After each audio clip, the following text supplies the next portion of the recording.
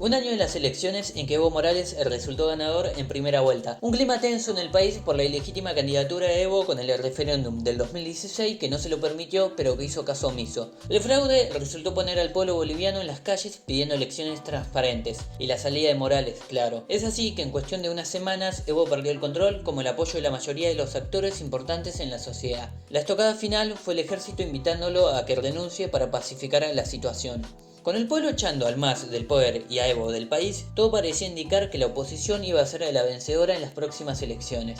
Nada de eso ocurrió. El candidato Luis Arce del MAS, el elegido por Evo Morales en Argentina, resultó ganador en el país con el 55% de los votos, con amplia mayoría de su opositor Carlos Mesa. Pero ¿qué pasó entre la renuncia de Evo y las elecciones de este año como para que el MAS se haya fortalecido y gane en primera vuelta, dejando a Mesa y a Camacho muy lejos de lo que podían esperarse en noviembre del 2019? Como también dejando en el camino a Yanis Áñez, que gobernó en medio del conflicto con fuertes críticas cada día que pasaba en el Palacio Quemado. La vuelta al MAS marca un nuevo punto en la historia boliviana, muy distinto al de 2005. Así como se llegó con el boom de las commodities, hoy se llega al gobierno en medio de una economía devastada y un mundo en recesión con serios desafíos para el gobierno entrante. Desafíos son varios, al igual que las preguntas que genera estas elecciones. ¿Por qué ganó de nuevo el MAS? ¿Quién es Luis Arce? ¿Será un títere de Evo? ¿Qué consecuencias trae este resultado para el país y para la región? ¿Se está dando de nuevo el giro a la izquierda en el continente o es un caso aislado? Hoy vamos a tratar de responder estas preguntas. Me presento, esto es Balance de Tiempo. No olvides suscribirte.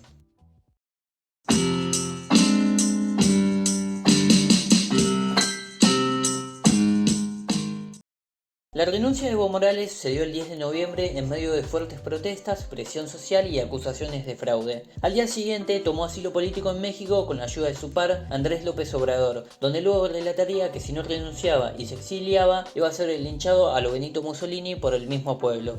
La situación previa a estas elecciones era la tercera candidatura de Evo en el poder, algo inconstitucional y que la población no dejó pasar ni siquiera con el referéndum de Bolivia en 2016, para permitir que Evo se perpetúe en el poder. El resultado que terminó con un no del 52% de los ciudadanos. ¿Qué hizo Evo? Buscó otras maneras. Esa manera fue que el Tribunal Electoral lo habilitara como candidato con el pretexto de que la reelección indefinida formaba parte de sus derechos humanos. Es así que se llegó al 2019 con un clima de tensión, unos sondeos que ponían en la cuerda floja al MAS con altas chances de jugarse en segunda vuelta, es decir, un balotaje. Y en el balotaje el oficialismo siempre tiene mayores posibilidades de perder. En medio del conteo todo parecía que iba a irse a segunda vuelta hasta que hubo un apagón. Y luego de eso se va Evo ganador en primera vuelta por muy poco. ¿Hubo fraude o no? Según la OEA hubo manipulación dolosa y parcialidad de la autoridad electoral. Aunque a más de un año su informe fue criticado por varios organismos independientes de distintos países, en que todavía hay opiniones divididas sobre los comicios del 20 de octubre en si realmente hubo fraude o no lo hubo como lo indica la OEA. ¿Y qué pasó desde la renuncia de Evo el 10 de noviembre hasta las elecciones del 18 de octubre de este año? Una vez hecha su renuncia y la renuncia de sus sucesores oficialistas, en un congreso sin quórum para elegir un presidente, la vicepresidenta segunda del Senado, Yanis Áñez, se proclamaría presidenta interina de Bolivia buscando convocar a nuevas elecciones. Una proclamación llena de polémicas al no ser elegida por mayoría parlamentaria, ya que esa mayoría la ostentaba el MAS, y es por eso que algunos la llaman la presidenta de facto. Durante ese tiempo la oposición buscó maneras para llegar a ser competitivo para las siguientes elecciones. Su problema fue la divergencia de intereses y puntos que había. No se llegó nunca a un frente común como para competir con la base del MAS. La derecha más radicalizada de Fernando Camacho, que concentraba su electorado en Santa Cruz, y una derecha algo moderada de Carlos Mesa, su único punto en común fue que Evo no podía volver. Si bien lo lograron, vetándolo, se olvidaron de su partido político. Y es que mientras los dos se concentraban en hacer hincapié en que Evo no podía llegar al poder, el coronavirus llegó y las cosas cambiaron en el mundo y mucho más en el país. El momento fue la democracia al poder político, en que no se iban a quedar quietos mientras veían fraudes y cómo alguien se podía perpetuar en el poder. Ese fue el reclamo de la gente en las protestas del 2019. Con el 2020 el interés democrático, con Evo afuera, se fue cambiando. La economía llegó a ser el primer interés para todos. La pregunta en cómo iba a ser el gobierno para paliar la crisis que se vivía y que faltaba por vivir. El gobierno interino no mostró ser eficaz, en cambio mostró corrupción en el sistema de salud y en otros organismos. Gobernando con la Biblia de un lado y con la represión del otro, fue poco a poco desinflándose y perdiendo apoyo en la mayoría de los sectores hasta que Yanis decidió declinar su candidatura y dejársela a Mesa y a Camacho. El gobierno de Áñez demostró todo lo negativo para la población, no buscó la conciliación de los sectores y apostó por el enfrentamiento, algo que en Argentina llamaríamos apostar por la grieta. Mientras la oposición seguía apostando por el miedo que podía generar una vuelta al MAS al poder y la posible vuelta de Morales al país, Luis Arce apostó por hablar de la economía. ¿Quién es Luis Arce para hablar de economía? Arce es el artífice de la economía boliviana de Evo. Nacido en 1963, hijo de una clase media acomodada, muy diferente a la vida de Evo, se lo considera de un perfil técnico en vez de político, como también un tipo de izquierda, pero no marxista ni comunista, figura de prestigio en el país y en el exterior. Nombrado en 2006 como ministro de Hacienda, se mantuvo hasta en 2019. Promovió medidas para incentivar el mercado interno, la estabilidad cambiaria y la promoción de políticas de industrialización de los recursos naturales. Una de sus medidas más importantes y controversiales fue una serie de nacionalizaciones, especialmente en la de los hidrocarburos. Según cifras oficiales, durante su gestión la pobreza se redujo del 60 al 37%. Se aumentó la riqueza en un 5% anual en comparación al 3% promedio de la región, y el PBI pasó de 9.500 millones a más de 40.000 millones de dólares. Y es que con estos datos se explica quién es Luis Arce para la nueva clase media boliviana. La clase de menores ingresos, los pueblos originarios y de los sectores cocaleros vota al MAS. La clase media votó por Arce, no por el MAS. Con la oposición mandando mensajes de Arce es Morales, la campaña del candidato al MAS fue "la economía no es un juego", en un momento donde la gente exigía respuestas ante la crisis. El pueblo boliviano sabe que durante su gestión se mejoró sustancialmente sus condiciones de vida. No es una cuestión de ser de izquierda o de derecha para ver lo que hizo Evo en el país.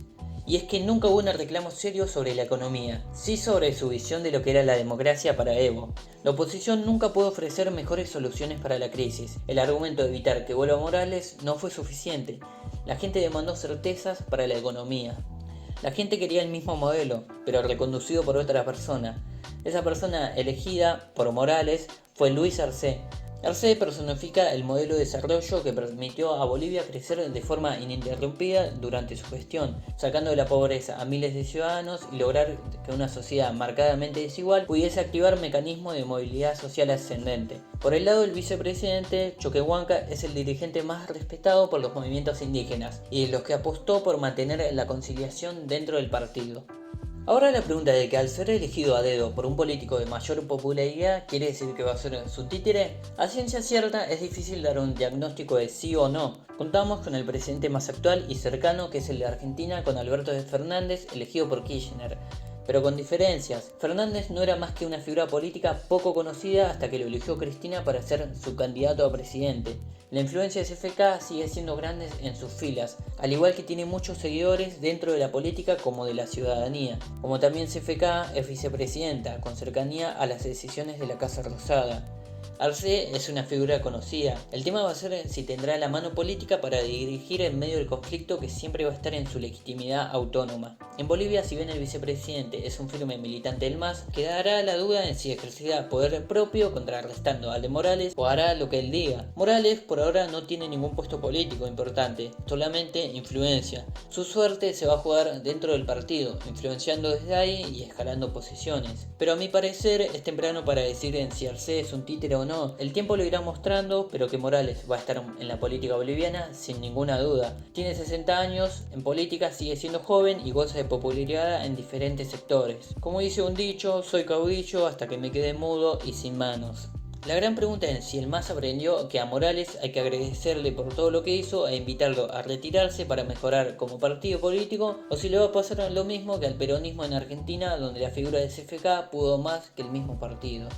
Pero es un tema que va a estar alejado por el momento. La situación en Bolivia es distinta a la de hace un año. No solo se va a recibir un país con una economía muy castigada por la crisis del coronavirus, sino que también con la alta polarización política, acentuándose los problemas económicos que se arrastraban desde fines de 2014, con el principio del fin de la época de los commodities. La caída del PBI se estima en un 8% o todavía más. Va a ser una gestión con problemas, disminuir el déficit fiscal va a ser difícil, mucho más para un gobierno de izquierda. Con 6 años de déficit público cercano al 7% y que para este año se proyecta en un 12%, necesitado de ayuda externa para paliar la crisis que sumergió a miles de familias y empresas y donde el sector informal representa un aproximado del 70% de la población activa. El desafío del nuevo gobierno será cómo mezclar una política económica que ayude pero que a la vez solucione el déficit. Mientras está la economía primero, lo segundo será curar las heridas del 2019, en evitar el revanchismo que empezó el gobierno de Jeanine Áñez persiguiendo a políticos y dirigentes como reprimiendo fuertemente las marchas en apoyo al MAS. Se va a tener que construir para adelante y evitar caer en una conflictividad social en donde una grieta no se saca nada bueno. Argentina lo conoce muy bien. Evitar personajes como Camacho, que alienta desde Santa Cruz a las clases más altas en seguir en la lucha contra el gobierno. En eso también va a estar involucrado Evo Morales. Su rol va a ser fundamental como también del partido. Figura de amplio apoyo en las clases bajas, pero de odio en las más altas, genera problema en la convivencia social. El rol del partido hacia Evo será crucial para que el país pueda avanzar o retroceder. Pero si la pregunta que genera más eco en el continente es si se está dando de nuevo el giro a la izquierda en la región. La entrada del gobierno kirchnerista en 2019 le dio oxígeno al gobierno mexicano de López Obrador, ni hablar a la dictadura de Nicolás Maduro. Con la entrada de otro gobierno de izquierda se va nivelando la tendencia de izquierda y de derecha, como así la perspectiva sobre el gobierno de Venezuela. Mientras el Grupo Lima y los países con gobiernos de tendencia hacia centro, derecha o derecha apoyan la salida de Nicolás Maduro, la izquierda se abstiene de opinar o de votar. ¿Cómo se explica la vuelta de los gobiernos de izquierda? Bueno, en los casos de México y Argentina, el pésimo manejo de Peña Nieto y Macri en varias cuestiones dio vía libre para el ascenso de estos nuevos líderes. El gobierno de Jeanine Áñez en Bolivia no fue la excepción, fue duramente criticada cada día que pasaba en el Palacio Quemado. La pandemia del coronavirus puso en jaque a todo gobierno. Trump, con altas chances de ser reelegido, hoy se juega una elección muy peleada por la economía y el manejo de la pandemia. Este factor explica lo que va a suceder en los siguientes años. Para verlo de mejor manera, la elección del 3 de noviembre será muy importante para confirmar si por la pandemia el giro a la izquierda se está dando de manera oficial. Las elecciones ecuatorianas en febrero del 2021, como así también las peruanas en abril, van a ser lo suyo, y para la región será muy importante, mucho más por el tema de Venezuela. Maduro poco a poco va sumando aliados en la región que le son funcionales en cuanto a seguir perpetuándose en el poder. El coronavirus sin duda va a hacer caer a muchos gobiernos en las próximas elecciones, sean de derecha o de izquierda. Algunos pueden salir fortalecidos u otros debilitados en la región, adelantando los procesos como la vuelta a la izquierda en el continente. De ser así, quedará la duda en si estos nuevos gobernantes aprendieron de los errores de la primera parte de este siglo. Como también la economía nos les va a jugar a su favor. Su rol con Venezuela creo que será decisivo para confirmar si la izquierda se modernizó o si sigue atrasada para cuestiones como la democracia para ciertos países. Finalizando, esto fue Balance de Tiempo. Si te gustó el video puedes suscribirte y darle apoyo dándole me gusta al video. Un gusto compartir este contenido.